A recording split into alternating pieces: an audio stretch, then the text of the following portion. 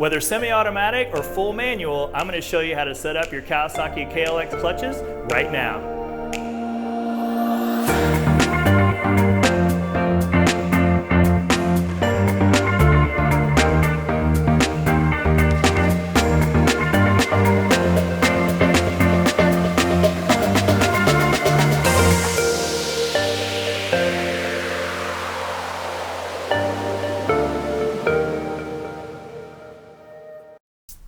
Hey friends, it's Brian and I am back in the garage again today, continuing work on our KLX. Today we're going to go over setting up the clutch system from semi-automatic to a couple of different configurations for full manual.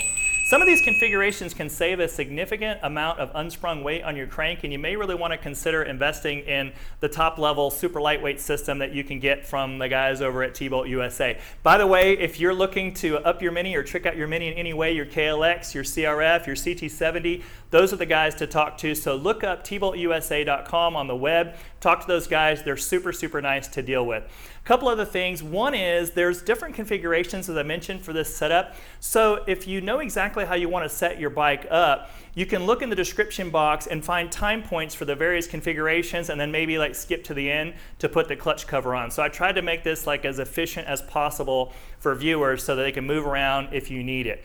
All the parts and all the tools that I used are also in the description box. So if you want to buy some of the things that you see here today, you can see the links below and all the tools as well.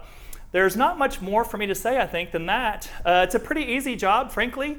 If you have a decent set of tools and a torque wrench, you are good to go. So the hardest part about this is getting the clutches out. So if you've done that, you are 90% of the way there. So if you're kind of new to mechanics, don't feel intimidated by this job. Even though it looks a little bulky and big, it's not that difficult. So I think that's all. So let's pick up some tools and go to work. After warming the engine for a few minutes, start by removing the oil drain bolt and draining the engine oil. Then I recommend reinstalling the bolt once the oil is drained. Next, remove the kickstarter lever, remove the brake pivot bolt, release the brake lever return spring, remove the brake rod cotter pin and discard. Always replace cotter pins with new ones. Under the engine, loosen and remove the 4 bolts holding on the foot peg crossmember. Remove the 2 fasteners at the front of the engine guard, then remove the engine guard. Next, remove the 9 clutch cover fasteners.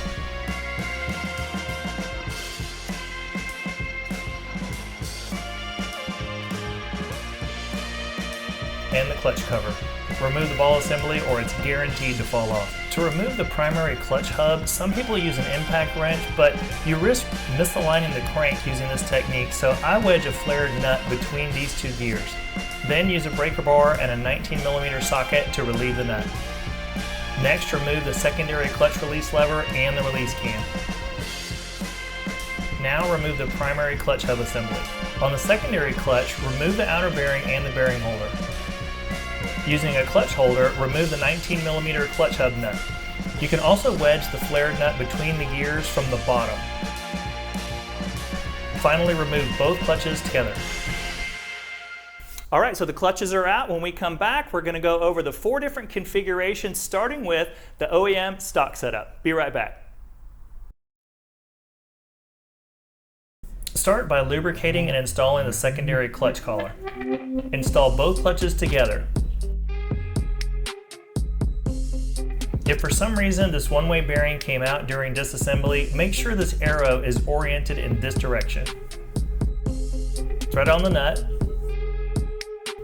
To tighten the secondary hub nut, interrupt the gear action using a flared nut wedged between these 2 gears.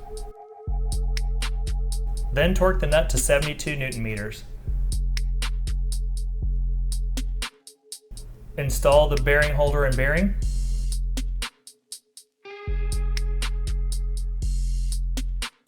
Then the primary clutch hub and its nut.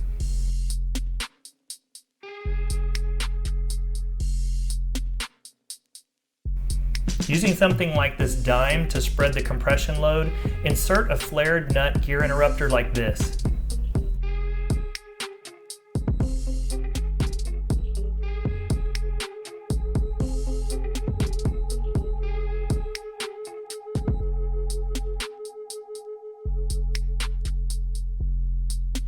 Then torque this nut to 72 Nm also.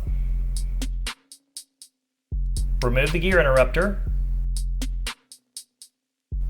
Reinstall the release cam and lever, the release ball assembly, and finally the original cover. Tighten the cover fasteners in the sequence you'll see later in this video to 5.2 Newton meters, and you are done. Now let's go over the clutch adjustment. Remember this little guy? Well, when assembled, it interfaces with the clutch adjuster like this. It's a little counterintuitive, but turning the adjuster counterclockwise causes it to close the gap between the ball assembly and the adjuster. So to adjust the gap between the adjuster and the ball assembly, loosen the adjuster lock nut,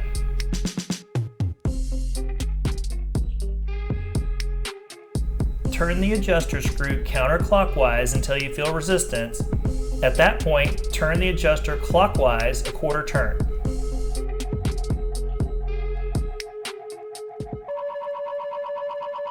Then, holding the adjuster screw, tighten the lock nut to 19 Newton meters and you're done with an OEM type reassembly. The next configuration I call the OEM semi-manual.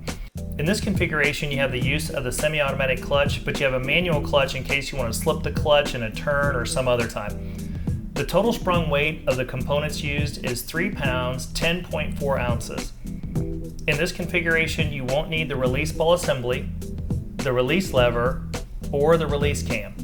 Remove these components and install the new manual clutch cover and you're done. Later, you're going to install the clutch lever and cable.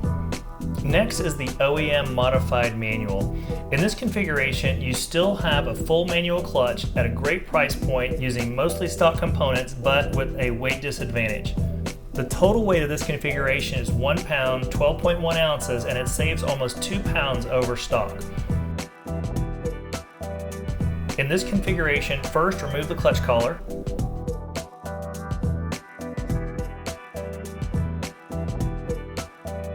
Then remove the one-way bearing by giving the housing a nice whack.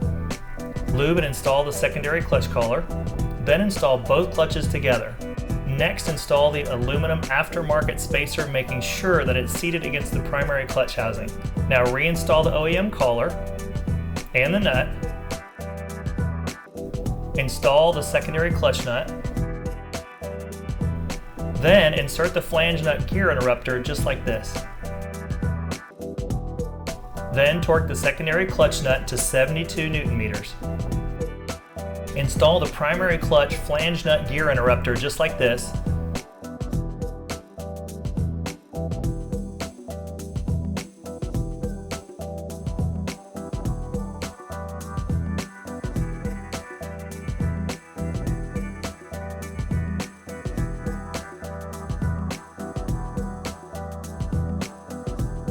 And torque the housing nut also to 72 Newton meters. Remove the gear interrupter, install the secondary clutch bearing holder and bearing, then move ahead to where I go over installing the new clutch cover. Now the lightweight full manual. This configuration weighs in at 3/4 pounds and saves over 3 pounds when compared with stock. Lube and install the secondary clutch collar. Install the secondary clutch and primary drive gear together. Install the secondary clutch nut. Insert the flange nut gear interrupter. Then torque to 72 Newton meters. Remove the gear interrupter. Install the secondary clutch bearing holder and the bearing. Next, install the primary drive gear nut. Insert the gear interrupter.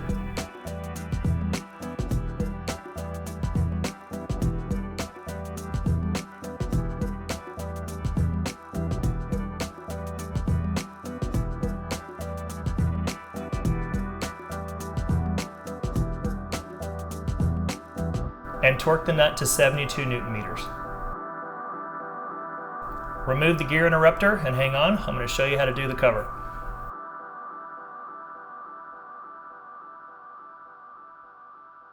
All right, a lot of different configurations, right? All right, so when we come back, I'm going to go over how to set up the manual clutch cover, and we're going to put that on. So hang around, we'll be right back.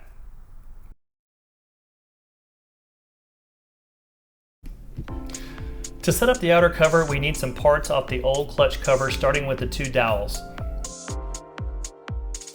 Remove the 2 screws on the crankshaft seal retainer.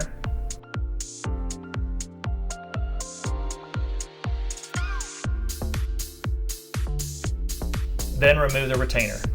The new cover comes in a kit with these new parts. The clutch cable holder that installs up here,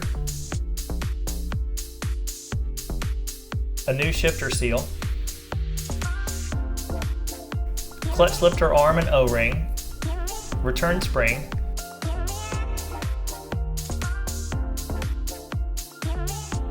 and clutch lifter. Also, some kits may arrive with the oil window not installed. In such cases, make sure to seal the window with high temp RTV sealant as you install it. Grease the shifter seal and press it in until it's flush with the outer face.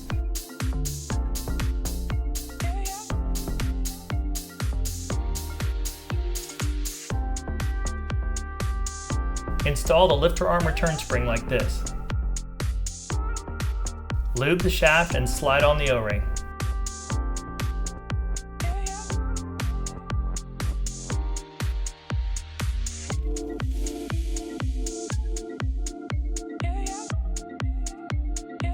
One end of the lifter arm return spring inserts into this hole. Insert the lifter arm and snap it into place.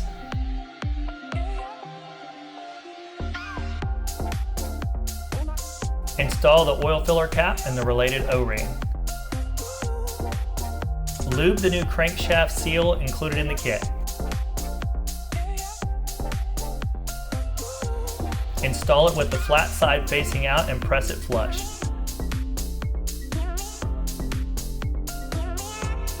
Install the seal retainer and torque the two retaining screws to 2.9 Newton meters.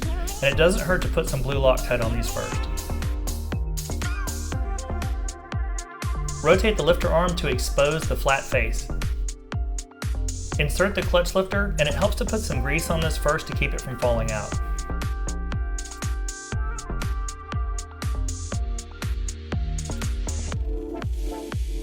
Coat the two dowels with anti-seize and install. Remove the old gasket. Lube the included new gasket with assembly lube and locate it on the dowels.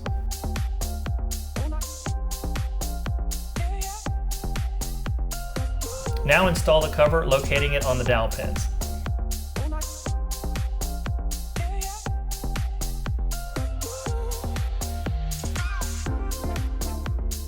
Snug the cover screws, making sure not to forget to install the clutch cable holder at the top.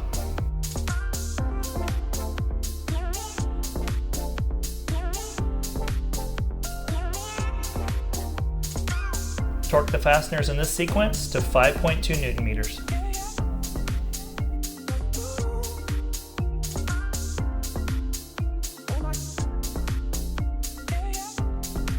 The final steps are the clutch lever and the clutch cable. If you need it, use this included handlebar spacer. Attach the lever by tightening the two bolts. Insert the barrel fitting into the lever and guide it through the adjuster.